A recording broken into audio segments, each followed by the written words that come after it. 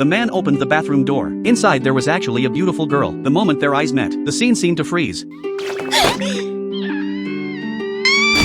It turned out the girl was the daughter of Mark's uncle, but what he never expected, the first thing he said, was to ask Mark to be his daughter's boyfriend. Although Mark strongly objected at first, under the pressure from his uncle, he eventually had no choice but to agree. Mark was an ordinary high school student. In class he was almost invisible, but that was exactly the way he liked it. One day when Mark returned home, he heard extremely loud music coming from his room. Mark immediately guessed that Jenny had snuck in again. She was the younger sister of Mark's best friend. Although she looked pure and cute on the outside, whenever she was alone with Mark, she would reveal her little devil personality. For example, even though she was wearing headphones, she still turned the volume up and played it out loud, even though it was Mark's room. She said that a senior like him should not before entering. Seeing that Mark refused to fall for her tricks, she simply lay down on his bed and placed the spare key in an inappropriate place. At that moment, Mark's uncle, who ran an entertainment company, called him. This phone call would determine whether Mark could successfully get the job. He signaled Jenny with his eyes, but the more serious the moment was, the more she enjoyed causing trouble. The uncle proposed the first requirement for the job. Mark had to remain single. Jenny immediately leaned closer and started making cat sounds